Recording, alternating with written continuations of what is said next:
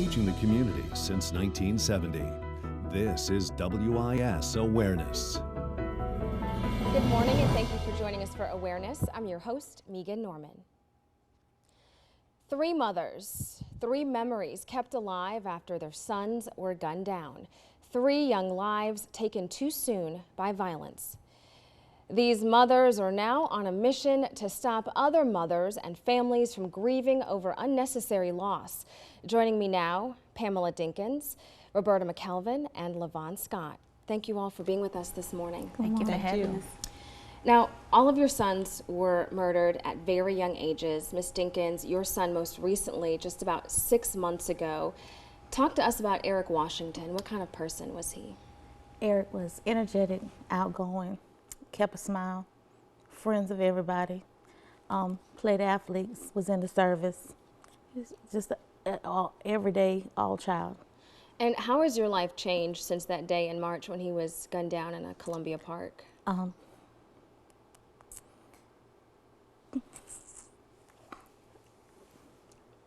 know it's still very difficult. It's hard. They took my breath, they took my heart, they took my soul, they took everything from me. They took my baby. Without the 3 ladies that are here today, I wouldn't have made it. It's still, it hurts to see that Eric tried to do the right things in life and someone was a coward and took him. I just don't want to see another mother go through what we go through on an everyday basis. And all of you are very strong for being here and talking about this incredible loss that you are still going through. When your son was killed, did you know immediately or soon thereafter who was responsible or any information about why he was killed?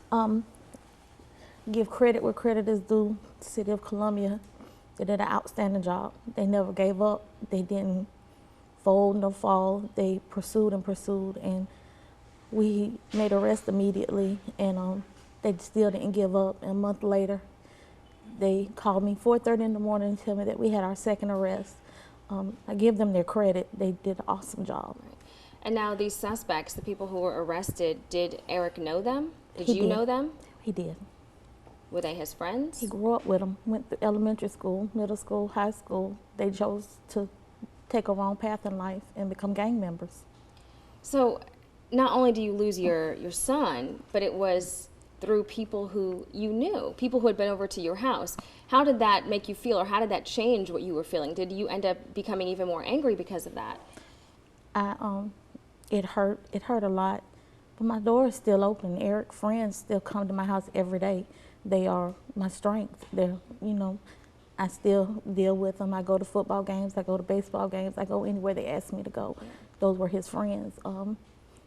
Growing up, these kids made a code that family is forever, and that's what they live by. They had a big cookout Saturday for Eric's 6 months, and now, they're getting ready to bury another classmate.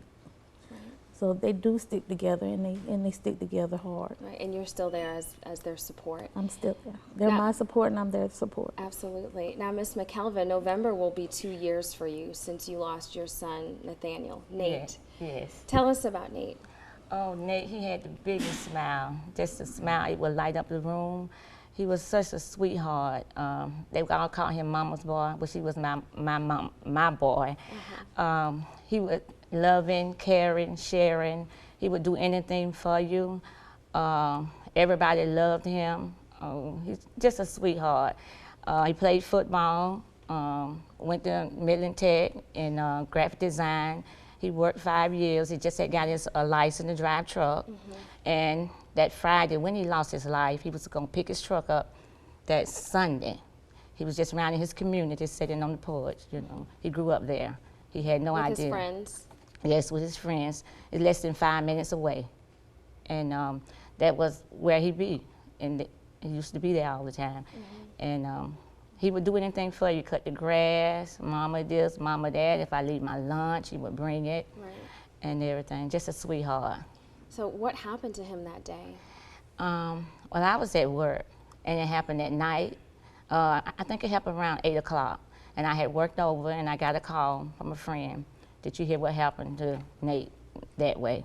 And we got there, from what I told, you know, because his case is still investigating. Right. He was sitting on the porch and some guys parked their car on the street and came shooting. And At this point, do you know who's responsible? Do you know if there are any leads in your case? just like I say, yes, they have leads and they are investigating. And I don't really know what to say. I don't Right. want to say Of anything course. wrong to Of course. hurt this case, but just like Miss Dinkin, I'm glad what they did. The city of Columbia is Right. very well. I can even call the investigator anytime, and he'll call me right back before I even hang up if he doesn't answer the phone. So you believe they're committed to your case and getting justice for you and your son? Yes. Now, the pictures you sent me, a lot of them great family photos. It looked like he was a very happy person, surrounded by a lot of his family. How has his death changed your family dynamic? Oh, all our hearts are broken. It's so sad. We have a hard time. When I see the 18-wheelers, when I go to work, that breaks my heart. His grandfather and him was close. Grandmother, my family in Spartanburg, everywhere. Everything reminds me of him. I see that big smile in his picture. I look at it, I just think of him. Sometimes I'm just thinking how he come in and just try, Mom, you want some chicken? I'm like, no, I'm trying to lose weight, but you make me eat it. They don't really make me eat it. But it just broke all our hearts. The whole community and friends. Right. He loved all his friends, his community, his family. He was just a true young man. Kind of cool, just chill back. Right. Yes. And Miss Scott, I want to bring you into the mix. I know this is still difficult for you as well. Talk about your son, Brandon. Brandon was my firstborn. He was my only son. He was just like their son's a clown. He brought a smile to everybody's face. Didn't matter if you were 2 or 92, you know, he would befriend you. And that may have been a good and a bad thing because he was friends with everybody. You know, he saw bad in nobody. The night that he was murdered, he was at the home of close family and friends where he would go quite often. My dad dropped him off, which really still bothers my dad because he feels like it was his fault. But he would often go to this house, not a party house, 2 working parents, 2 working children, and a person that had befriended the family actually came to the house, and it was, I guess, a botched robbery, so to speak. So your son didn't know the people who No. came into that house and started shooting. But do you have justice now? I have justice, but it's still not any peace. It's no real justice in any of that. I lost a son, and so did the people, you know, that those people belong to. You know, there's 5 people lost here because there were 4 people involved. Right, and now they're serving between 30 and 45 years. Right, 3 of them are. 1 of them is still waiting on the trial. And I just want to emphasize your son's ages. Eric was 17, 21, Yes. and then 22. 22. So very young lives just cut short in an instant. What messages do you have for other young people out there who are resorting to violence to solve their anger, their disputes, their conflicts, and ending up taking away loved ones from mothers like you? Let me say, think about what's going to happen to you and everybody else 5 minutes after you pull a trigger. You don't want to be in jail. You don't want to be waiting on visits and phone calls and money for things in jail. That's not where you want to be. You know, a lot of them think it's cool to go to jail, but there's always somebody in there bigger and badder than you are. That's not where you want to be. And think about the impact. I have a granddaughter that would never know her dad. She sees pictures of him. She knows who he is, but she'll never get a spanking. She'll never hug him. It's not fair to her. It's not fair to me. It's not fair to my dad. It's not fair to the many lives he touched. So just think about what you're doing before you do it. The impact of it. The impact. And coming up, Day of Remembrance. It's a really special event, and Ms. Dinkins, tell us about that. It's September 25th at 5 o'clock on the State House. It's the National Day of Remembrance where parents of murder victims come out. And we meet on the State House steps and we march from the State House to the Methodist Church on Washington Street. And what is the purpose? to put awareness out there that it's a lot of parents that don't speak for their children when they're murdered. We're not the only parents out there that have murdered children. Right. A lot of people don't speak, and nobody will ever know your child's story if you don't speak. Right. And well, we appreciate all of you speaking today and sharing a little bit about your son's lives and now the grief that you're still dealing with. Thank you very much. Thank you. Could stopping the violence start with how young men and women perceive themselves? When Awareness returns, meet 3 men on a mission of their own, their mission of manhood.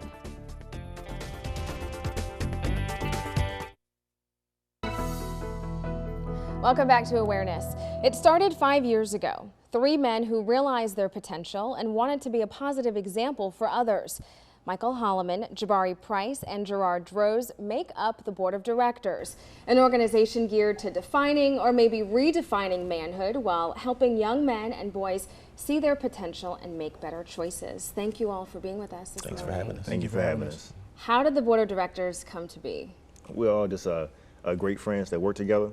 During our lunch conversations, we just decided that based on the conversations that we had, that we brought more to the table. We all got different backgrounds, single parent mother, 2-parent home, single parent father. Met at a time in our lives where we all were at the same point and it felt like manhood was all about the same. We wondered what was the common thread behind it. Behind that common thread, we decided we wanted to do something more in the community other than sit at the table and talk about the issues that we talked about. So over lunch, this is what happened. This is what was created. Yes, ma'am. And I was reading on your website, really interesting, the 6 weights of manhood. Describe what those principles are all about. Well, the 6 weights of manhood is basically what we feel that the weights that every man has to carry. Basically, it boils down to being a visionary, a leader, a provider, protector, a grower, and a servant. And we feel that if you are a man and you can carry those weights, then you can call yourself truly a man. Yep. Yeah. And do you think you all try to exemplify those weights as best you can in your daily lives? Absolutely. Oh, yes. Absolutely. Those are the fundamentals we feel is the foundation that you have to build on your character, which is what we stress and talk about whenever we go out and mentor to the kids. And we feel like if you don't show it and be that, then how can you teach it and talk about it? Right, absolutely. Yes. And Gerard, how are you teaching that to these young people? And do you think they're retaining this information? Well, we do mentoring sessions based on our book that we wrote, The Makings of a Man.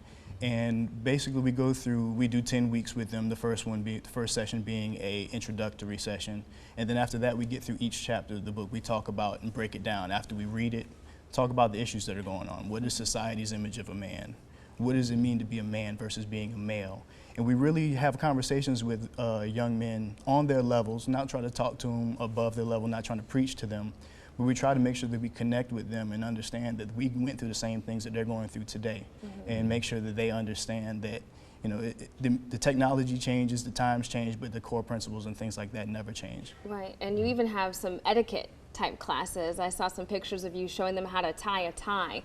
So really important life skills that you're trying to teach these young men. Absolutely. Yeah. As a part of the mentoring sessions that we do is that we people like to especially love to see us teaching kids how to do basic things like that. And we try to incorporate that. Which aren't so basic for some people who don't know how to do it, Absolutely. right? Absolutely. And you find out that they really want to engage and do things like that. Right. But they just don't have the option. Right. So we bring it to them an option, well, you can choose to do good or you can choose to do bad. Right. So we bring an option of goodness into their life. Right. Well, and we just heard 3 really compelling stories about mothers and families who were affected by some bad choices that people made. So do you think with the mentoring and the classes you're providing, do you think this is a positive outlet for these young men and boys? And have you seen a change in them? Yeah, absolutely it is, because a lot of times you can't imitate what you don't see. So when the situations where people go and do things that are not the best for the community, not the best for themselves, it may be a situation where they've never seen anyone demonstrate the correct behavior. No one's never pulled them aside and said, maybe you shouldn't do this way. Think about it this way. Really what we try to do is just provide young men with an option. Right. They may see certain things on television, hear certain things on the radio and whatnot, but if they don't know or don't see another way demonstrated to them, a lot of times they just don't know. Yeah. One of the things that we really like to promote is personal accountability. And so many times people want to place blame on other people for the actions that they do. And we teach kids, accept the blame for your mistake, own your mistake, If you own your mistake, then you can move forward from that. Right, and also teaching them ways to maybe avoid making the mistakes in the first place. Oh, yeah, absolutely. Yes. And so you have this 10-week program, but is there any follow-up after that with any of the young people? After that, we do come back and check with the young men. We have a group that we worked with earlier before the end of the school year where we will plan to go back and play basketball with them. Just kind of do some things, not necessarily, like we said all the time, teaching and being preachy But you or can whatnot. still teach on the basketball But court. yeah, right? Absolutely. exactly. Yeah, absolutely. Teamwork, definitely. Yeah. Right. And finally, just give us a message out there for the young people who may be struggling with some bad decisions or maybe contemplating gang life. Just give us a couple of messages to take away. Okay. Well, I think first of all, you have to think before you act. Every action has the equal and opposite reaction. So if you want good things to come to you in your life, practice being good to other people. Sometimes instead of looking for a blessing to come to you, go be a blessing to someone else. Because then in turn you find out that your life is richly rewarded as well as the other person who you help. So just stop and think. Yeah. I know. Go ahead. Yeah, and I would like to stress having a purpose in life and having a vision. That's one of the 5 weights that we teach, because I feel that if a young person has a purpose and vision in their life, that deters them from making a lot of mistakes. Because a lot of these kids, when I was listening to the last segment, it's just senseless violence. And I think if these kids were to have like a purpose in life and have a goal, they're a lot less likely to make those bad decisions because that jeopardizes their future. When a kid doesn't have a future, then the decisions don't mean as much. Yeah. And I would like to let them know that don't be afraid of your emotions. If you're hurting, let someone know. You can't find help if you don't ask for it. Don't be afraid to ask for help because we're here and we're willing and we're looking to help you. Right. Excellent advice and a great program. Thank you all for being with us. All right, thank you. After the break, we've heard how violence affects families, hurts communities. In some ways, we're combating negative stereotypes, but another component is law enforcement. How are they working to solve crimes?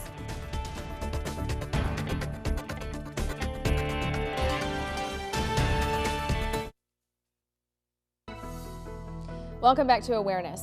Law enforcement has a critical role when it comes to solving crimes and getting justice. Joining me now is Sergeant William Pegram with the Columbia Police Department to talk more about investigations. Thank you for being with us. Good morning.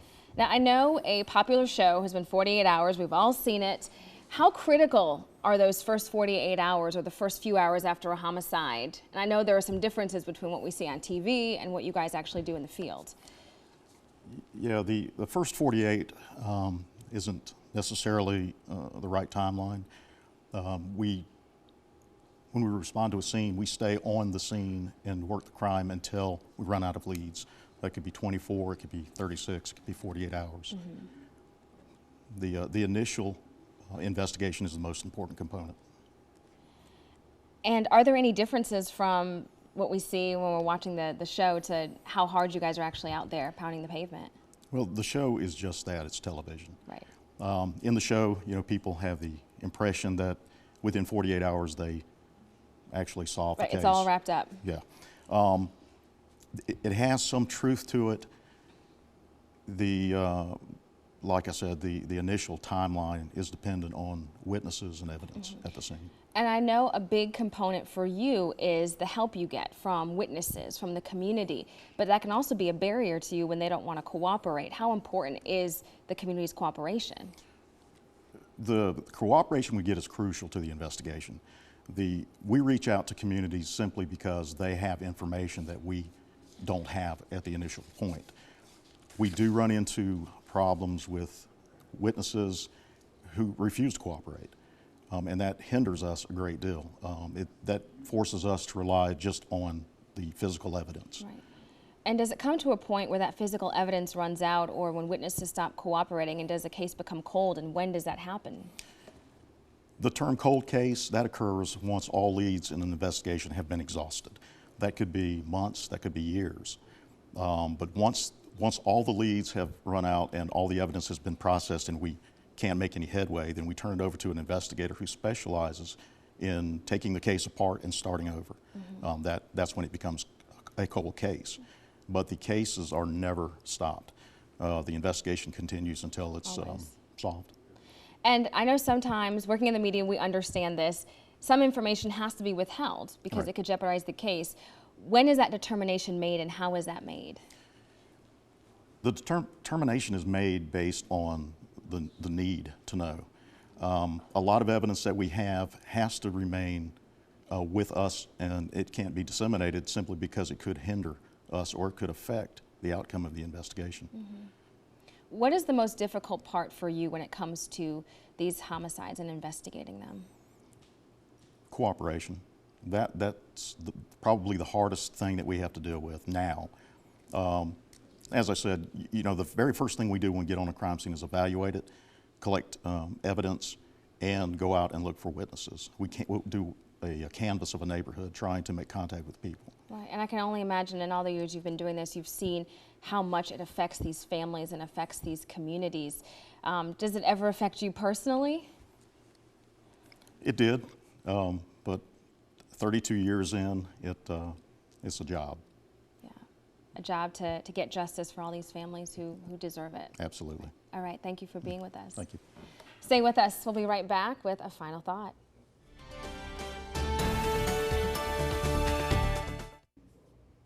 Education is needed to help save our communities, whether it happens through mentoring or mothers sharing their stories about their worlds being rocked by violence. Disputes or disagreements do not need to be resolved with violence.